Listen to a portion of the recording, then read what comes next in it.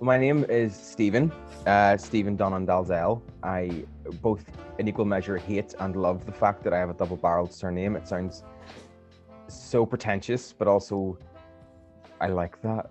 So I live in Belfast. I am an activist of all different stripes. First and foremost, I was a LGBT rights activist. I was very heavily involved in the campaign to legalise marriage equality in Northern Ireland. And that feels like 100 years ago now that we are finally over the finish line. I live in Belfast with my wonderful husband, William, who I've been married to for, it's coming on 2 years in January, just in this, next year. I say married, it's civil partnership, but it costs the same as a wedding, so we'll call it married. I mean, let me tell you something, it might be different under the law, but it's no cheaper. And I live with him and our two wonderful dogs, Milo, who is a 6-year-old Shih Tzu, who is the embodiment of the word grumpy, and Buster, who is a 7-month-old Whippet, who is the embodiment of the word bananas. Yeah, they're two different dogs together I have never seen in my life. But yeah, so I work. I'm a trained therapist, qualified therapist. I haven't practiced in a wee while.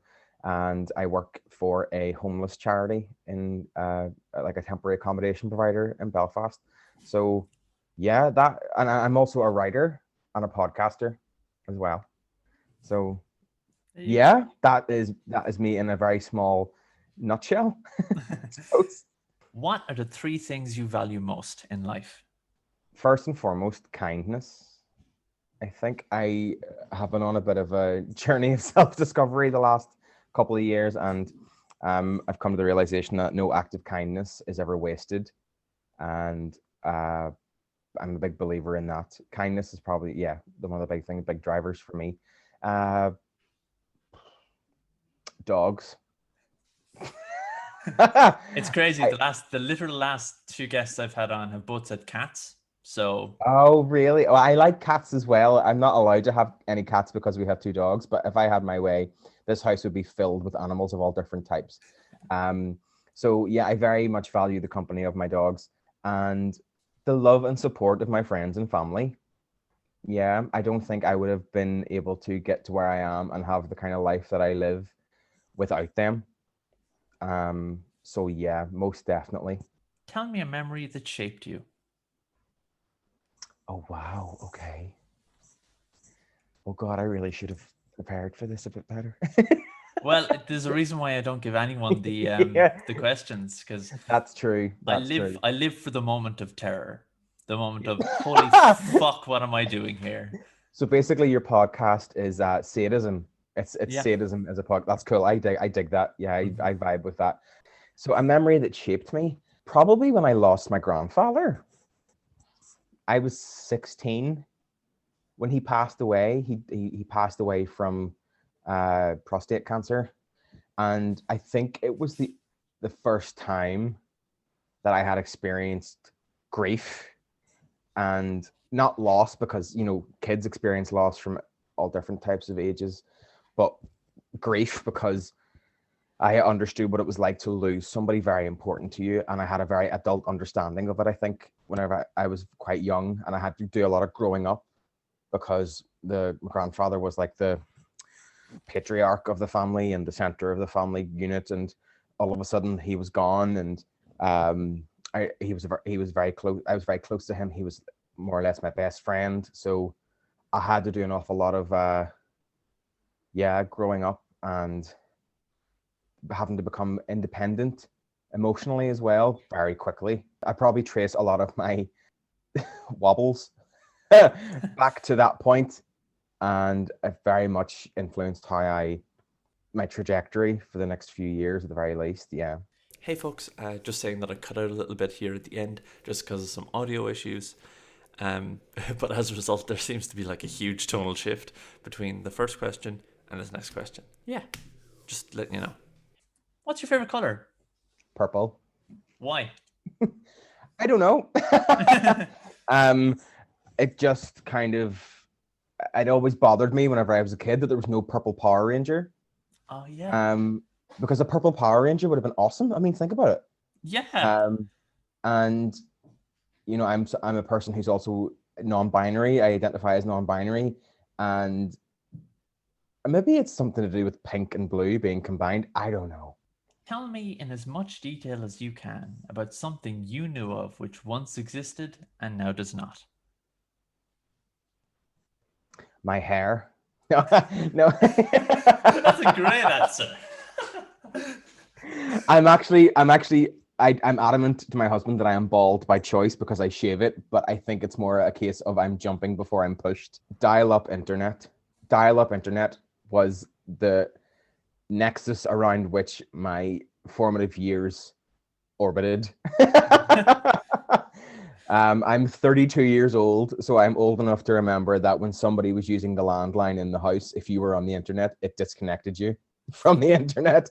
I am old enough to remember downloading the trailer for The Phantom Menace, and it took 2 days for a trailer that was in essence about 1 minute 40 seconds long to watch back in, by today's standards, would be considered like the lowest resolution possible on the human eye. I remember getting into arguments with my brother because he would want to use the computer. We had one computer in the house. Like most families, we didn't back then have iPads and laptops and smartphones. I didn't have a mobile phone until I was 14. And even when I say a mobile phone, I mean like this thing looked like a remote control for a TV. It had an antenna. It had like a little plastic antenna, and the screen was probably about as the size of a pencil sharpener, and it was all in black and white. The struggle was real. Kids don't know. Kids have no idea. But I remember getting into arguments with my brother about wanting to use the computer, and we were like 2 hours at a time because after 120 minutes on the dial-up internet, it would disconnect and then reconnect, and it made that awful kind of noise that kids these days have no clue about. So, yeah, that. What, if anything, is perfect? The most recent Ariana Grande album. No. What if In my anything is heart. perfect? In my heart. That's a really good question. I don't know. I don't think anything is perfect. I think the fact that everything is slightly imperfect or flawed in itself, to me, is a beautiful thing. And that everything in its own way is both at the same time vulnerable and assertive. I'll tell you what's perfect: the smell of gingerbread. Yeah. I have several gingerbread scented candles around my house, and every time I come into the house and I light them, that is when I know that I have made it in life. That, and probably my dogs. That's an adorable answer. I guarantee you they are. They're very good. Whenever they're not, like for instance, my newest dog, Buster, who's the Whippet, we have obviously house trained him, but he associates anything that is like square shaped and white and that lies on the floor as a puppy pad, because we've done a good job of it. Mm-hmm. So we put up our Christmas tree and we put down a big white sheet. You can see where this is going. Mm-hmm. To catch any of the things that fall off it. He has used that as a toilet so much that we've had to throw it out. Good dog. Good. Yeah, I mean, we've kind of built a rod for our own back. Who is your favorite character from fiction of any kind, and why? Oh, David Tennant's Doctor from Doctor Who. Why? Whenever my grandfather passed away, it was during the time when David Tennant's Doctor was just coming into playing the Doctor, and he was the Doctor whenever I was coming out, and I had a pretty difficult coming out. So I used to watch Doctor Who on iPlayer or whatever to escape from whatever was going on in my life. So, and I think this is going to sound really daft, but a lot of my personal values come from the values that were instilled into that character about, not being cruel, not being cowardly, always be kind, always try and do the right thing, even when it's difficult, bring people with you wherever you're going. Yeah, probably my favorite character from fiction is the 10th Doctor. Yeah. And this is going to sound like what I'm thinking about. I never really analyzed it until this moment, really. And that's my show. Yeah, thanks for opening my head like a Pandora's box. I really appreciate that. Here comes all my trauma. No, is the fact that he's the only one left of his kind. He is kind of searching for his place in the world, and at that time, I felt very similar. I had a family that was not entirely supportive of my, sexual orientation and the fact that I had come out. I came from a very religious background, and all of a sudden, all my so-called friends that were from that just melted away because they didn't know what to do with me. They didn't want anything to do with me.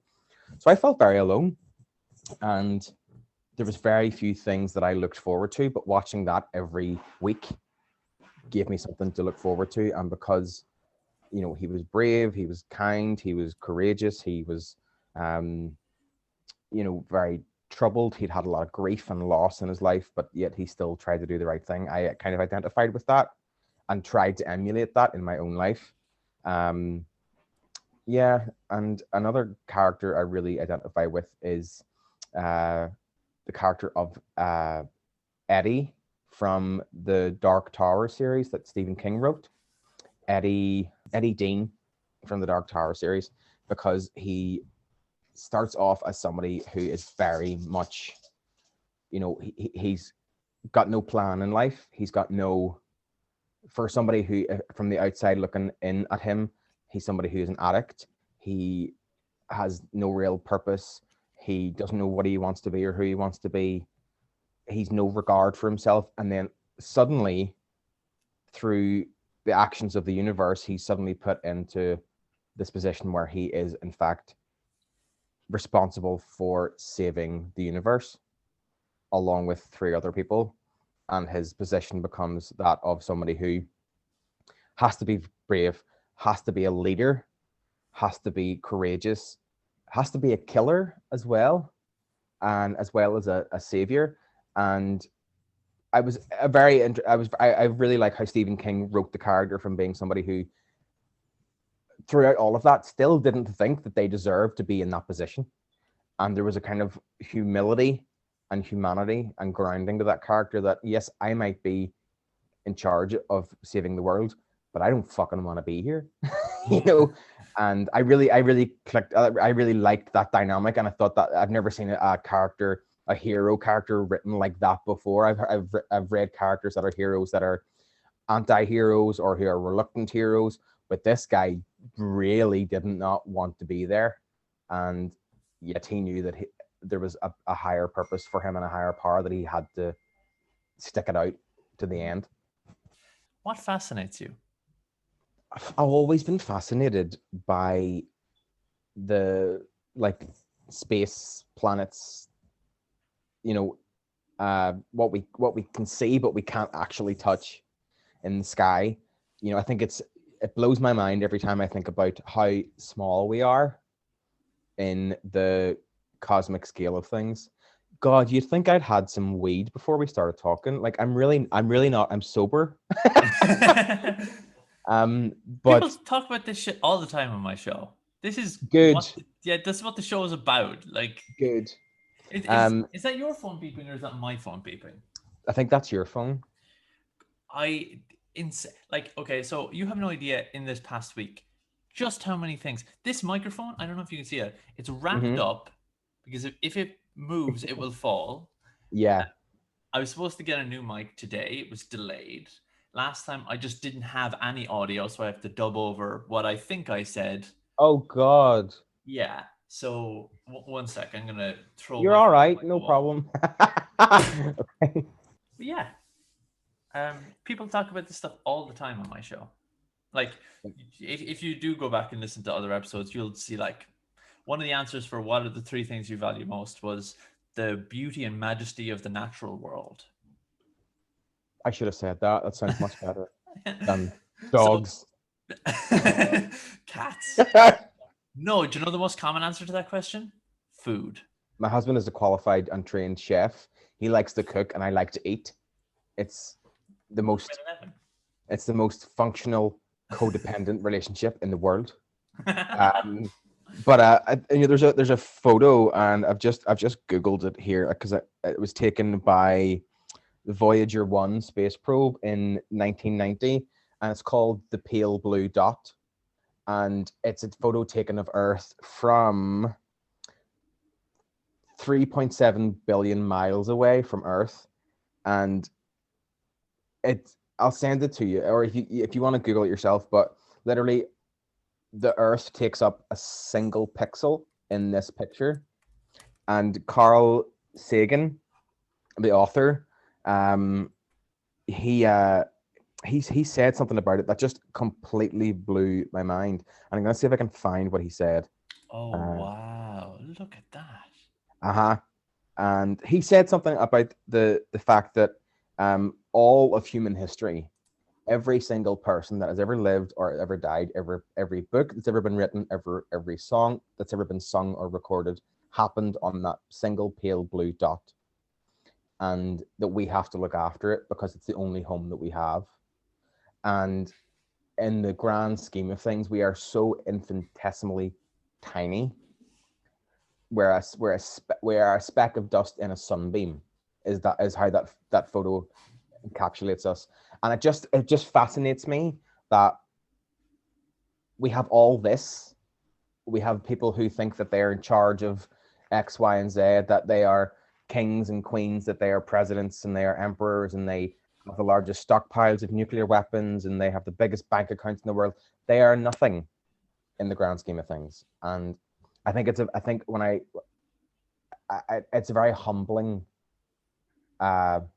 train of thought, and that photo really blew my mind. It just made me appreciate that, you know what, in the grand scheme of things, the mistakes that I make and the things that I do are good, and that's one thing, but in the grand scheme of things, they don't really matter. So I need to stop being anxious about things that I can't control, because really I don't control anything. You know what I mean? Jeez, I'm looking at that photograph, I'm like, holy fuck. It's really mind-blowing. Yeah, but every single mistake, I like talking about mistakes in the show because I'm a person who suffers pretty severely from anxiety, very severely from it. And one of the things that I started doing in meditation, because I can't do the sitting down meditation because it doesn't do it for me. So I do active meditations, which are like going for walks and stuff. And one of the things I started doing was thinking back on all the moments that you seize upon, your anxiety seizes upon. It's like, this fucking thing, you did this thing, you asshole. Well, what I've done is I saw this somewhere, which was, you just imagine yourself giving the person just a big hug, like you from the past, just giving them a big hug and saying, this is okay.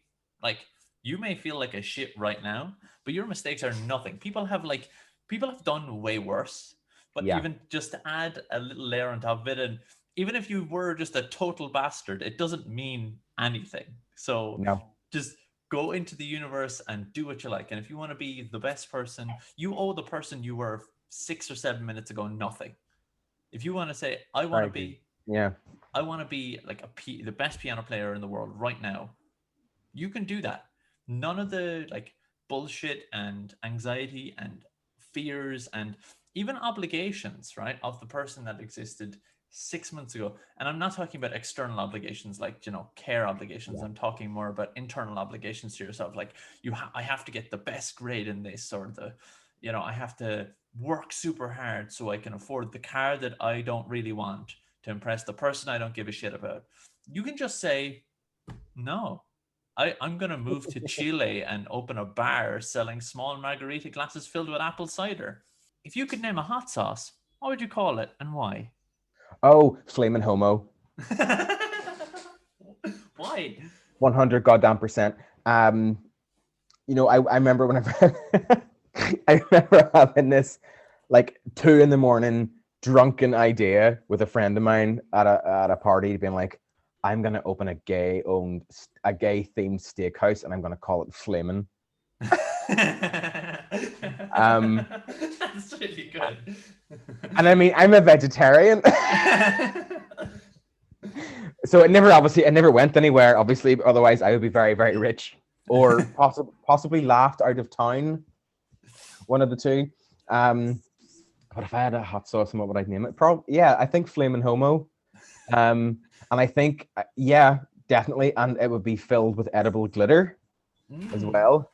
Because I want people to be able to say, "Hey, can you pass me a bottle of Flamin' Homo?" What's on your steak? Oh, it's Flamin' Homo. Yeah, it's Flamin' Homo. Oh, what would it be, like a barbecue sauce, like a fruity sauce? Would it have to be a fruity sauce? It would be a spicy, fruity sauce. Yeah, absolutely. Spicy. Yeah. Excellent. Yeah. Yeah. I'm trying to find the correct terminology to explain this. As a horrifically gay human being, I agree. I thought you were going to call me horrifically gay, and I was like, "Yep, that's true." No, it's me. I'm horrifically gay. Yeah. So thoroughly gay. Yeah. So fundamentally homosexual.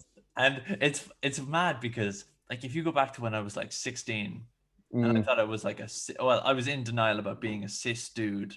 I was like, I don't understand pride parades. I'm like, no, fucking. Yeah, whenever I was that age, I was like, I have no problem with gay people. I just don't know why they have to have a parade. And now I'm like, yes! That's the exact same journey that I've been on.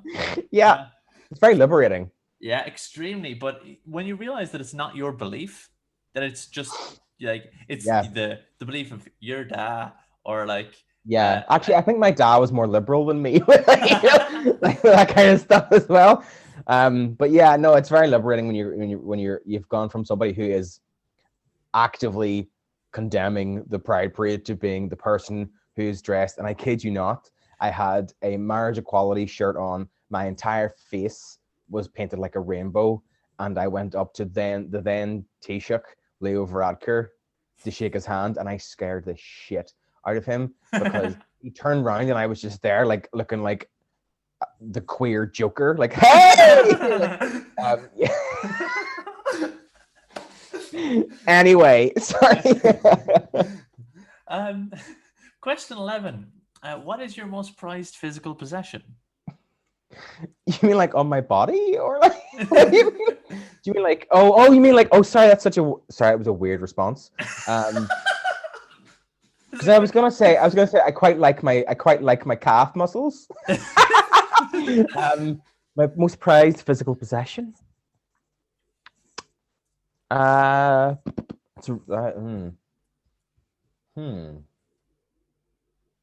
don't know. I don't put an awful lot of stock into like physical possessions like that. I have a notebook that I kept a lot of notes in from whenever I was a depressed little gay kid that I still have. And ironically, it has a picture of a fucking TARDIS on the front of it.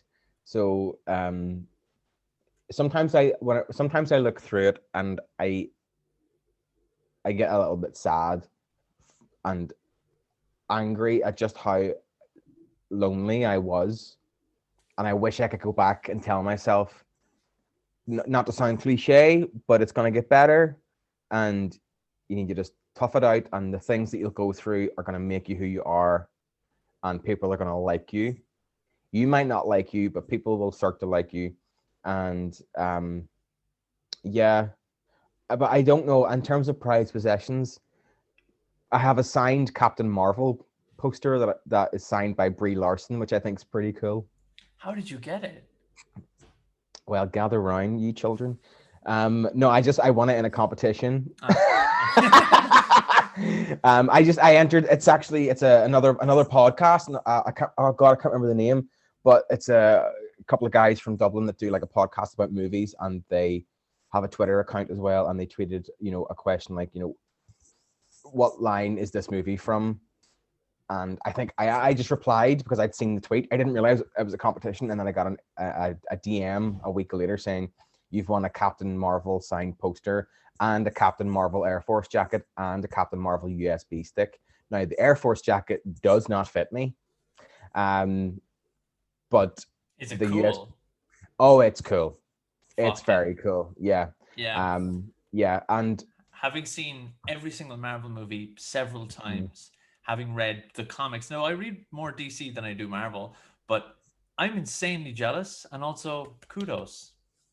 You should be jealous because it's pretty cool. Yeah. I'm not saying I'm the best, but I mean, others would. Yeah. But no, it's signed by Brie Larson, Jude Law, Samuel L. Jackson, and oh god, what do you call that? I think he's either an Australian or New Zealand actor. He played like the shape-shifting alien, and he was also in Rogue One as Director Krennic. You know who I'm talking about, right? I know who you're talking about. Yeah. The most forgettable cis white man in Star Wars. I understand. Yeah. He's also a really good actor. I really like. He's a good actor, but I can't remember his name. But he signed it as well. So it's hanging in my living room just over there. The only thing I don't like about it is that when it arrived, Royal Mail or whoever delivered it with such careless abandon that the glass has a hairline crack the whole way down. In the shape of like a J, letter J, and it's a custom sized picture. It's a custom frame, so I cannot get the glass replaced unless I pay quite a bit of money. I don't care enough to do that. So, yeah, it adds character. It adds character. Yeah, it adds character.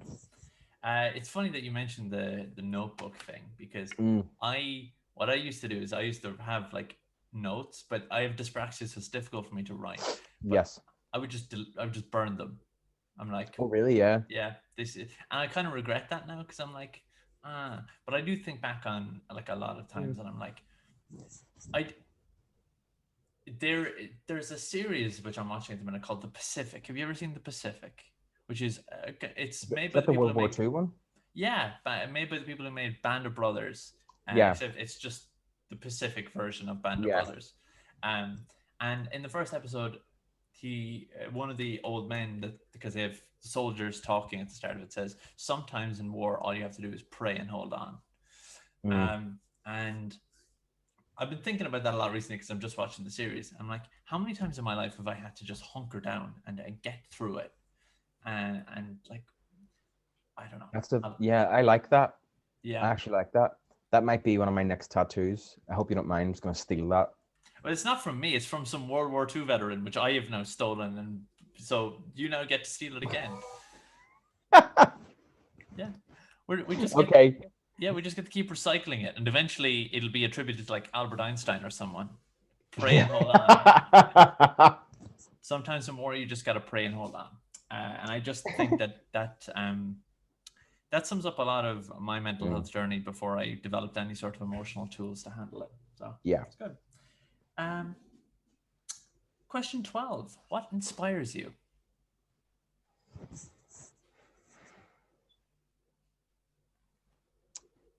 It's a lot of different things. I'm somebody who finds it very hard to get motivated, and positively motivated. So I kind of draw inspiration from where I can.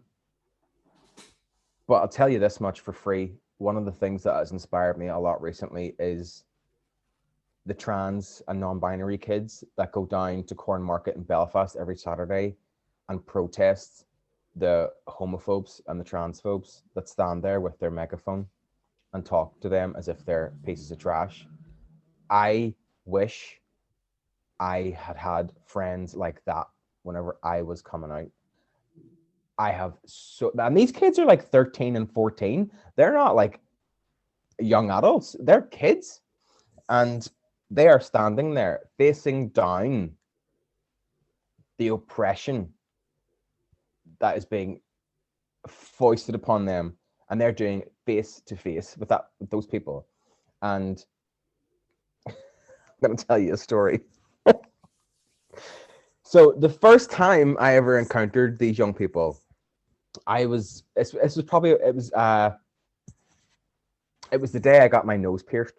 And it was, I want to say June or May or June of this year. We were in the middle of the pandemic. It was the middle of lockdown up here. And I was going into town to get my nose pierced. And that's because that's a really smart thing to do in the middle of a respiratory pandemic, is to be face to face with somebody so they can pierce your nose. Yeah. Yeah, it's really smart.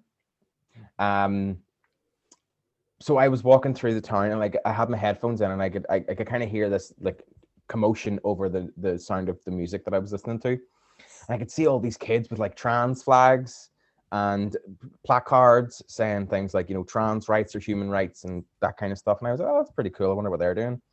And I like walked over to kind of have a look, and I seen that they were standing about 2-3 meters away from these grown-ass men with a megaphone and a PA system talking about trans people and talking about how that trans people were, an abomination and they were evil. And do you know what it says about trans people in the Bible? Nothing. Fucking nothing. Yeah. Not a fucking word does it say about trans people in the Bible. Mm-hmm. I mean, Jesus had long hair and wore a dress. So, do you know what I mean? Yeah. So, but I don't know what the hell came over me, but I got so incensed that these men were just shouting abuse at these young people, and these young people were very stoically putting up a, brave resistance, if you want to call it that. But there was no other adults with them. There was no adults with them. They were all kids. So I don't know what, but all of a sudden, the hate preacher's microphone was in my hand, because I snatched it out of his rotten hand. I called him a dickhead. And I told him, and I said that he should be ashamed of himself, that trans rights are human rights, and if he doesn't like it, he can kiss my ass.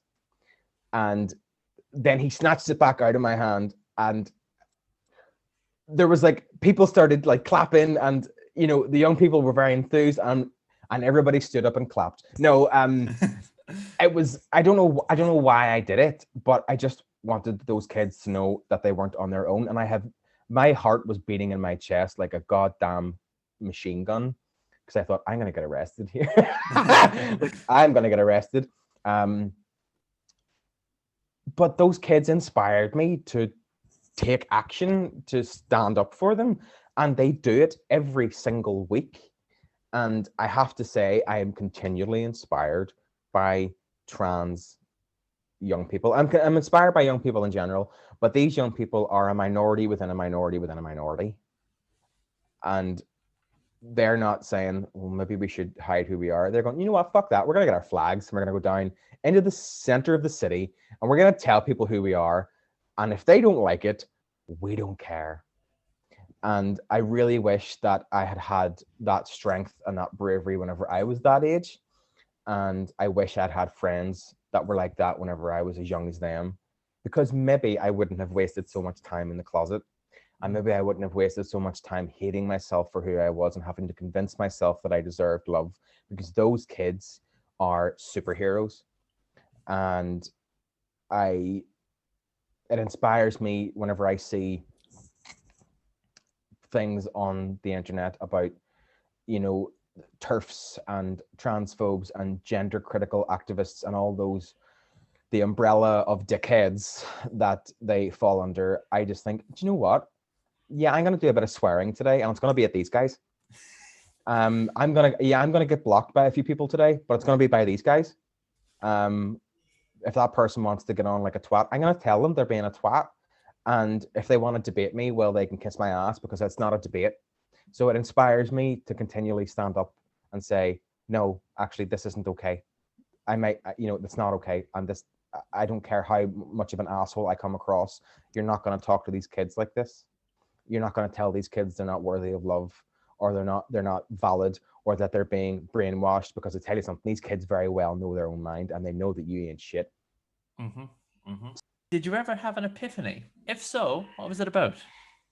So, someone at some point said to me, or said, and I heard them say it, that you are allowed to take up space in the world. And for the first time in well, I think ever.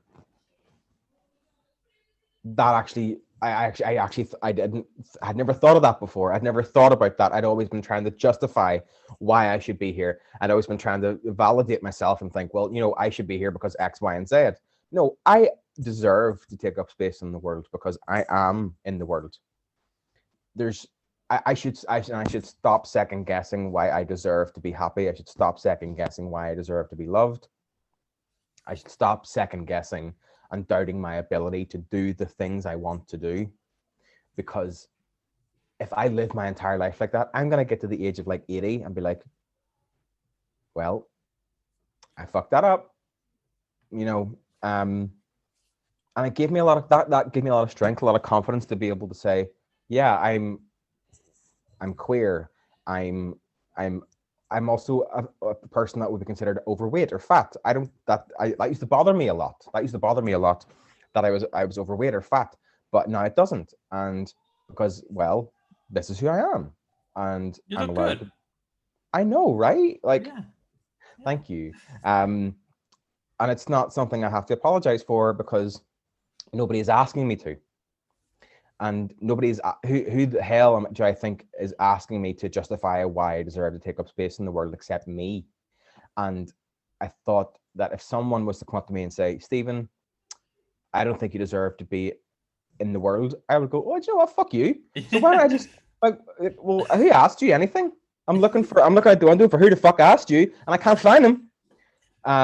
So why am I allowing myself to say that? So yeah, that was my epiphany. And that was only in the last couple of years. It wasn't like, that was not my come to Jesus moment. That was only in the last couple of years. Just this little thought and completely changed my perception of the world. For kind of similar enough to that, I, over the course of just the last couple of years, and especially since I started hormones and stuff, I've had a lot of I've never had the epiphany in the sense of the bolt from the blue, but it's the kind of, as I've discovered during the show, slow burns can also be epiphanies when they finish. And the slow burn of, so I always had the belief that everyone deserved love and affection and kindness. And then I had the realization that I am part of the group that is everyone. Oh, okay. How do I reconcile those two beliefs of I am awful and terrible and shit and everyone deserves love and affection? Maybe I don't. Maybe I just accept the one that's better for everyone, which is stop being a sad bitch and giving out to yourself for no reason. Yeah. I think that was also Einstein as well said that. Yeah, I think so. Question 14. What is the silliest thing you want to own? Up until recently, it was a Baby Yoda, and I have that now. I would love one of those anatomically correct skeletons. Why? That I would just leave it in different poses. Like I would leave it in the passenger seat of my car. I would if I'm going to the shops, I would just leave it in the car. I would leave it standing in the window so that when the window cleaner sees it, he would shit himself. I don't know, things like that. Like I would. I don't know. Like I would leave it in the cupboard so that my husband opens it like a full-on skeleton falls out of the cupboard. I would dress it up. I would put it in drag. I would. There's a lot going on there. A lot going on there. If you could say your work had a theme, what would that theme be? The theme would be, I think for me, would be just trying to make things better for people. Helping people. Is that a theme? Yeah. Yeah.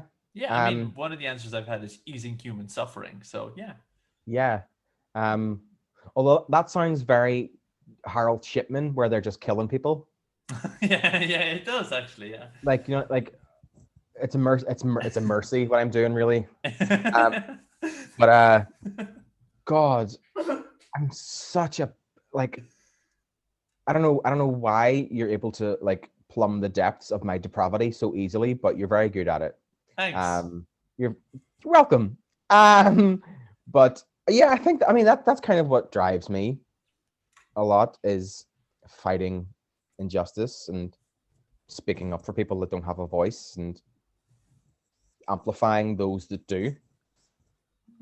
Yeah, because I have quite a I'm quite lucky. I have quite a lot of people on. I have quite a lot of followers on Twitter.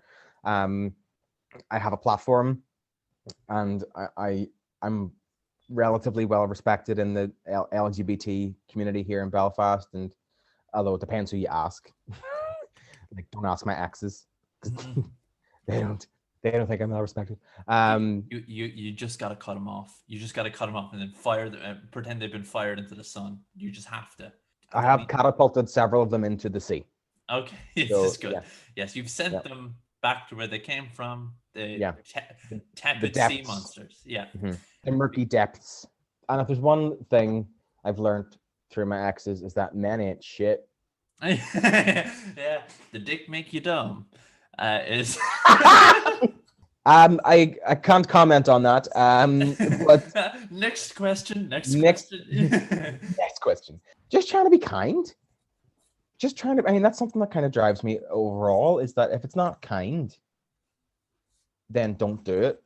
And if you see an unkindness, then challenge it.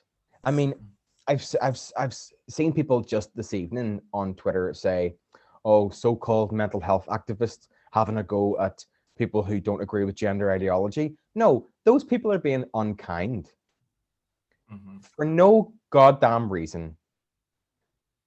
And I'm challenging that. And if that makes your feelings hurt, then I'm very sorry. The way to remedy that is to go fuck yourself. I've been accused of being blunt and acerbic and sharp-tongued, because it really bugs me. It really gets on my nerves when I see people being unnecessarily mean and cruel and unkind for absolutely no reason. And yeah, I might be a mental health activist and advocate, but that doesn't mean that I have to respect cruelty. I think that's true. By the way, all the words you used to describe have also been used to describe Frankie Boyle. So yeah, I mean, I don't have the same amount of money as Frankie Boyle. I'm not a huge fan of Frankie Boyle. Yeah, but my point is that he's super successful. Yeah, that's fair point. Yeah, because they praise him for those things, but they won't praise you for those things. Yeah, that's true. Like, it's a double standard, because what people like when people say it how it is, unless if you say it how it is, then it disagrees with them. So I would. Yeah. But my Twitter experience is the most pleasurable Twitter experience in the entire world, because I follow literally no one but art accounts.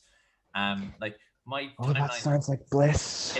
It's not only it's art, it's interesting things, it's unique music, it's vinyl records, it's beautiful. And because what I do is I have notifications then for like specific tweets that like. Yeah. So if let's say you tweeted something now and it had a keyword, I have keywords set up so that it'll show up in my timeline. If you tweet about something like trans rights and stuff, it'll come up. Yeah.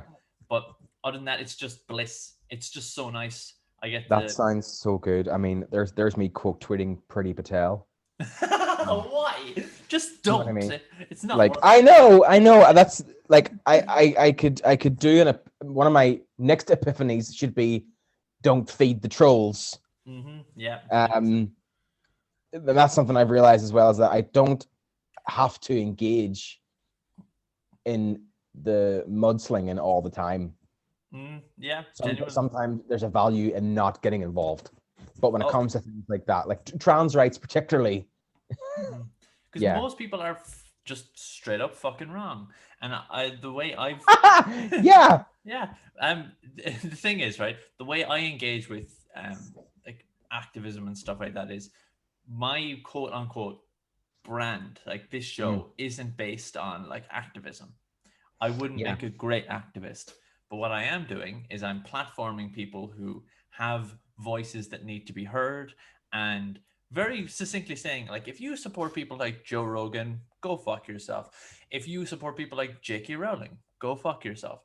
If you support anything that hates or is racist or is cruelty or just adds more anger in the world, just don't listen to my show.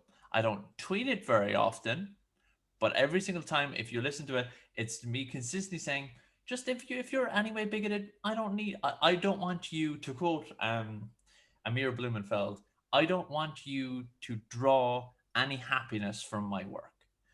Go off into the middle of the fucking sun and get nice and toasty, then fuck off and die. That's my rant. Sorry. What is the most valuable thing you have ever learned? I'm gonna bring it back to talking about kindness. No act of kindness is ever wasted. I think, yeah, that's probably one of the most important things I've ever learned. Because everything I do, everything I try to do, I might get it wrong. I do get it wrong a lot of the time, but I try with all of my heart to be as kind a person as I possibly can. And I mean that in the most sincere, rawest form of kindness that there is. And it's not that you have to be cruel to be kind. No, you don't. You can just be kind. You don't have to change somebody's life. You don't have to give anybody all your money. Sometimes it's just about helping somebody open the door for them. Like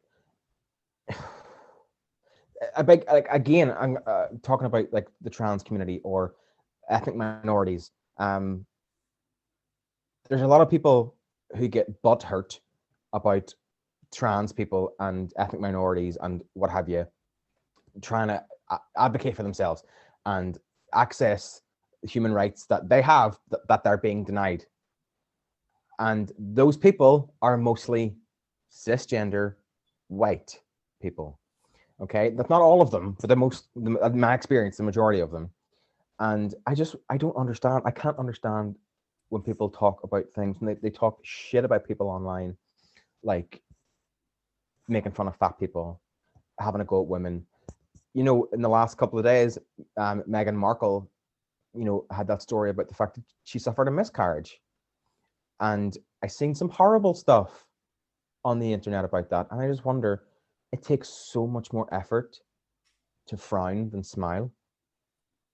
Why it takes so much more effort. It takes so much more off your, it chips away at your soul to be that deliberately cruel to people. And I don't know where people derive the energy from to do that to other people. And I think there's far too much of it. I think we've lost that in society. There's no community. There's no, you know, it takes a village to raise a child. There's no village anymore, you know, and I think we've got away from that. I think being kind is the most important thing that I've ever learned. Yeah. Question 17. Told you this was coming. How do you feel about death? I used to be really scared of it whenever I was younger. And I think it's because I was raised in a religious household and I was convinced that because I'm gay or queer, I use those two terms interchangeably for myself, that, you know, I was going to go to hell. And that's still something that's in the back of my mind, because it's like, well, gay people don't go to heaven. Queer people don't go to heaven. They go to hell because of what they do. You know, oh, you don't go to church, you're going to go to hell. And I used to be terrified of that. I used to really break my heart to think, I cannot change who I am. Why am I going to be punished for this? I can't change my sexual orientation or my gender identity any more than I can change the color of my eyes. So why am I going to be punished for that? But I think after my dad passed away for just nearly 5 years ago, and he was a religious man, and yeah, it's hard. It's losing my father was awful, obviously, as you can imagine. I was very close to him as well, but I get a lot of comfort, I suppose, in the belief that I will see him again. I don't know what form that will take. And you mentioned earlier on about, you know, if someone stays with you, then they're never really gone. My dad taught me everything about being kind. My dad taught me everything about standing up for myself and standing up for my beliefs and standing up for others. My dad taught me everything there was about being a good person. So he's not gone. He very much lives within the values that I espouse. And death doesn't scare me anymore because I do my best to be a good person and be a kind person. And I try not to have regrets, but that's, it's inevitable. I don't know a single person that doesn't have regrets. And if they say they don't have any regrets, then they're probably a sociopath. But I don't fear it anymore. I really don't. And I didn't really realize that until this moment. Because if something happened to me tomorrow, I know that the people I care about would be devastated, but they would be okay. I'm not going to leave behind a lot of debt for my husband, or, the world isn't going to stop turning because I'm gone. People will survive. They will be okay. And yeah, the world will suck because I'm not around, obviously, but but I don't get scared of it anymore. I do worry about losing people though. Mm-hmm. That's different. I mean, it's one thing to think about your own mortality. To think about the mortality of somebody else is different, because when you're a kid, you think your parents going to live forever. So whenever you're sitting in a hospital consultant's room with your mum and the doctor is saying to you that your dad has a week to live, that's not a conversation anyone ever prepared you for.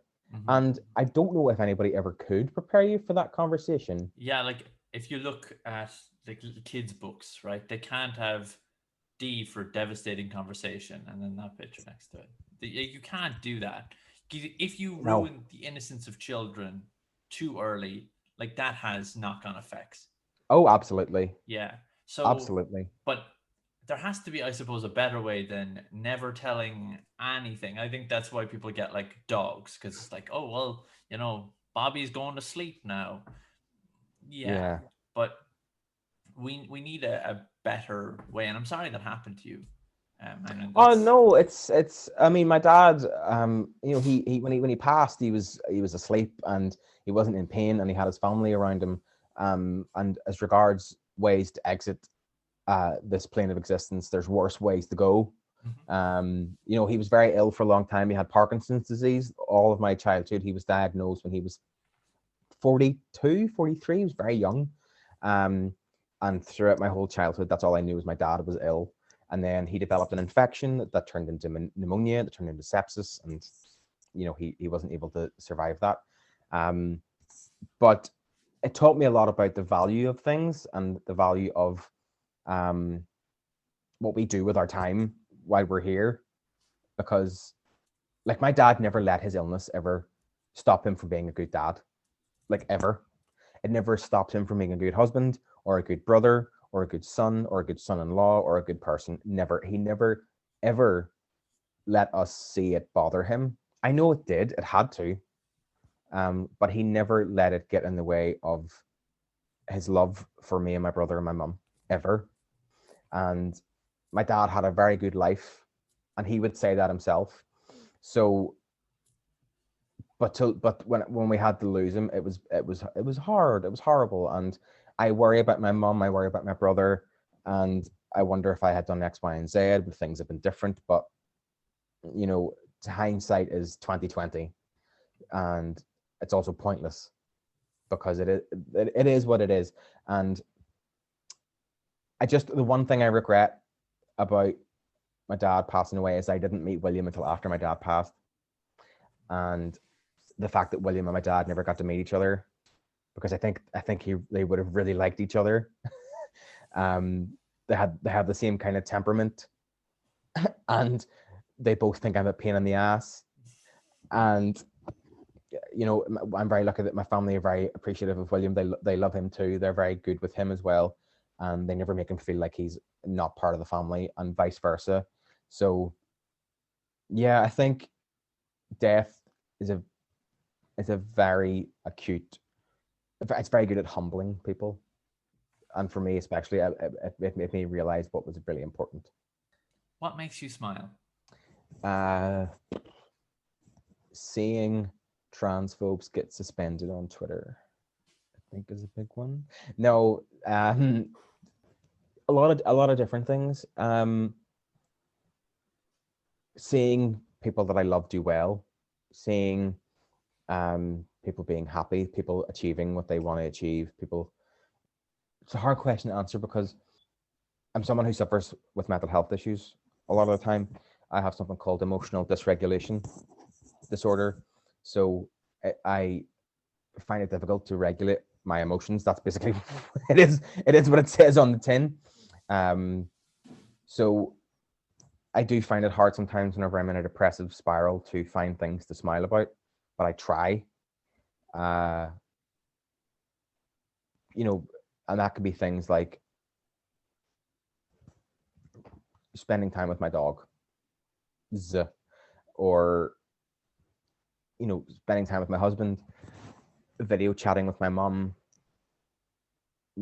seeing pictures of my friend's baby, the new baby, like small things like that, things that when you're a kid you think, oh, it doesn't matter, but the older that you get, the more you realize that not only do these things matter, they're the only things that matter, because they're the only things that really enrich your soul and enrich your time with people. Movies, games, videos, music, yeah, that's all great at padding out the world, but the things that make you smile are the things that matter, and the people who make you smile are the things that matter.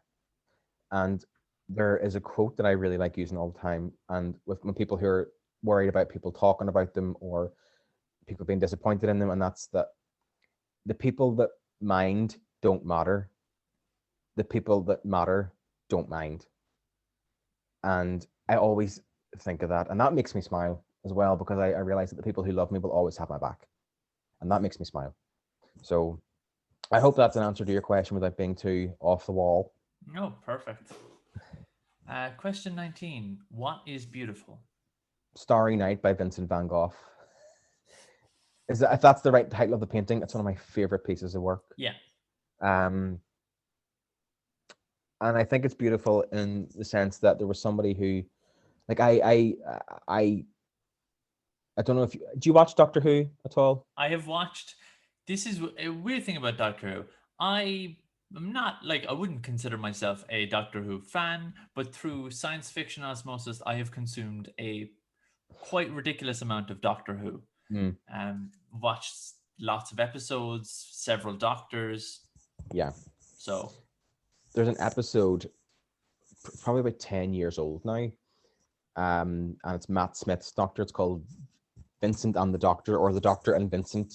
I've seen that episode, yeah. Yeah, it's a really good episode. It's very sad. It's a very sad episode, and it's very poignant. But I like The Starry Night by Vincent Van Gogh because despite the fact that somebody like him was so unwell and troubled and a very lonely person, he was still able to see the beauty in what was in front of him, and the fact that, yes, he had a lot of problems, and eventually those problems ended up driving him to die by suicide. It didn't mean that he wasn't able to contribute to the world, and I find that beautiful. He was able to inspire so many millions of people, and future artists and singers and songwriters and politicians and whoever else with just one piece of work. And I'm kind of a, what's the word, like melancholy, bittersweet kind of person. I find beauty in things that are a bit sad or damaged or broken, because I can empathize with that. And yeah, Starry Night by Vincent Van Gogh is, to me, what beautiful would be. Yeah. Question 20. Would you describe yourself as cute and cuddly? Yes, absolutely. I mean, look at me. I mean, all I'm missing is an oversized sweater, and I'm like, oh my god. Just some guy liner and yeah. Yeah. I mean, just a little bit of retinol, a bit of SPF cream. Contouring. Contouring. I mean, I can't. There's nothing to contour. My head is the shape of an egg. I don't have cheekbones. What I have is a face. I have. I don't know if you can see them. Do you like dimples? Yeah, I have dimples. Yeah.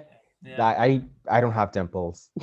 I never thought of myself as cute or cuddly, until I became both. Go ahead. Sorry. I truly believe that cute and cuddly is a state of mind. Oh, absolutely. I mean, you want to see cute and cuddly? Look at this motherfucker. Like, oh, he's not happy that I woke him up. He is not. That's Milo. Say hi, Milo. Milo is the personification of don't bother me. I'm lying down. He's consistently a single mother with a headache. Like, just I need a paracetamol. I'm going to go to bed for a while. I'm going for a wee lie down. Could you? More for a wee lie down. Yeah. I mean, if you need me, just give me 20 minutes, okay? Yeah. But I never used to have a beard until lockdown, and I never thought I could grow a beard until lockdown. In fact, 2 years ago, I'll send you a picture. But 2 years ago, I had like a full head of hair. I wore glasses, and I didn't have a beard. I looked completely different. And I didn't like really how I looked. And then when lockdown happened, I was kind of like, do you know what? I'm going to indulge in the most radical aspects of what I want to do with myself, because I didn't have the time to do that or the chance when I was younger. So, and now I finally like how I look. I mean, I know I look like every stereotypical white bear ever. You do make a one, but you look good. Thank you. Yeah, I like it. It's charming. Oh, I like that. Yeah, it's charming. Yeah. So, yeah, I would describe you as charming. Yeah. Tell me about something you learned recently that amused you. I learned. You ever hear like the myth that if you smell burning toast, you're having a stroke? Yes. That's apparently total bullshit. Right. You're just smelling burnt toast. Well, I mean, I remember whenever I was in the Rushmere shopping centre in Craigavon, which is like, Northern Ireland is famous for our 500,000 shopping centres that we have. But my partner at the time, I was out shopping with his mum, and we were sitting on a bench like in the mall, and she went, Stephen, do you smell burnt toast? And I went, yes, Janet, we're sitting outside a cafe. And she went, oh my God, thank God, I thought I was having a stroke. And ever since then, I was like, that must be a thing. But I found out like the last couple of days, because somebody in my work was burning toast, and I went, am I having a stroke? But so I Googled it, like afterwards I Googled it, and apparently it's just a myth. It's just an urban legend. So, I mean, it's not really so much amusing as like reassuring. Yeah, reassuring. Yeah, an amusing thing I found out about the fact that Donald Trump is like 400 million in debt. Oh yeah. I really got a lot of entertainment from that. Yeah. Also, another funny sorry, they're all coming to me now. Great. There is. It's not so much amusing as like it just kind of highlights just how crazy and how bizarre American politics is. Mm-hmm. But there was a guy who was a Republican candidate for the North Carolina state legislature, right, which is like their devolved assembly for that state, and he was a COVID denier, right? A COVID denier, like he was like a COVID truther, like didn't believe in masks, thought it was a hoax, didn't believe in social distancing, got it, died, got elected anyway. So they elected a dead guy, because in America, apparently in that state, if you are on the ballot after a certain deadline, you're running for election whether you want to or not. So he died like 2 months before the election. And I felt really sorry for his challenger, because even being alive wasn't enough to win, Well, so yeah, he became kind of probably a martyr for some sort of fucked up would cause. say so. I would say so. Now they have to have a special election. But I just thought it so bizarre that they elected. They knew this guy was dead. They voted for him anyway. Like, you know what? He's gonna do a better job than the other guy. That's right. Yeah. You ever heard of Club Cola? No. Club Cola, it was the name of like a Coca-Cola ripoff that they had in socialist East Germany. What? Because the mechanics of my day that led to me discovering this are too long and winding for me to describe them. But in the 1960s, as Coke was becoming super popular, it was part of I'm going to bring it back up.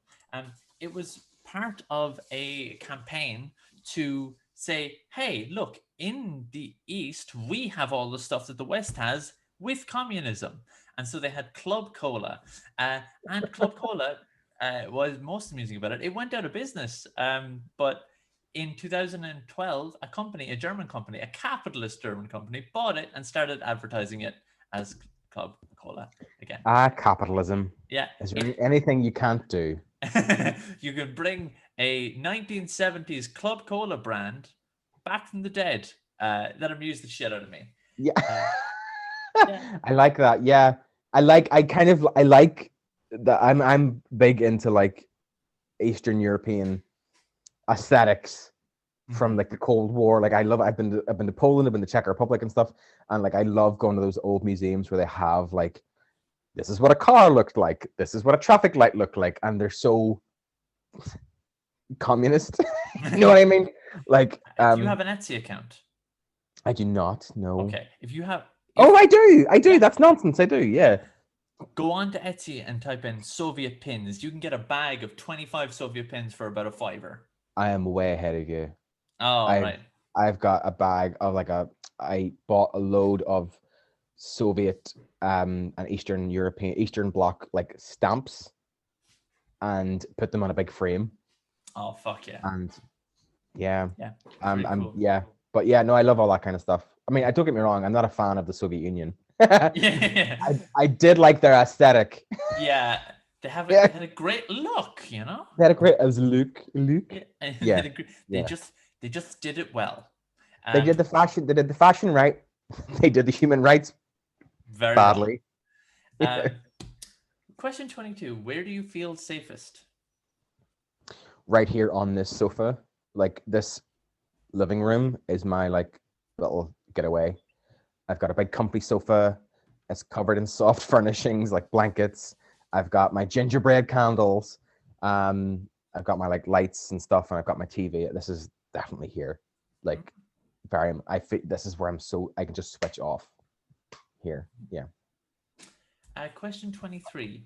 If you were on a starship, what position would you hold?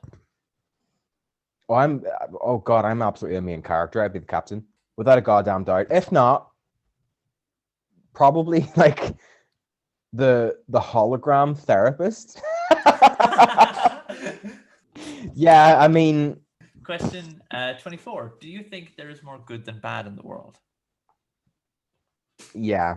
The cynic in me says probably not, but I think if there was more bad than good in the world, then things would be a lot worse.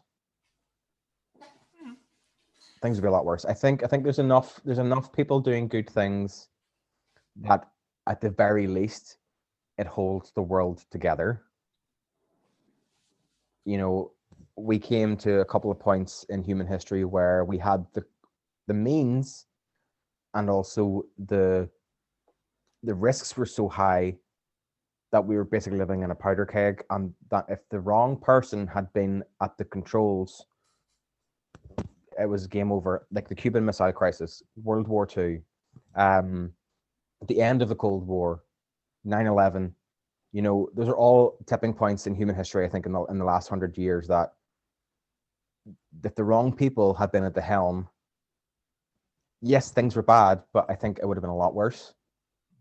And I think there's enough good people doing good things for the right reasons that holds those things at bay for the moment. And the final question, if you could give just one piece of advice, what would that be? Be kind to yourself. because you're doing the best that you can.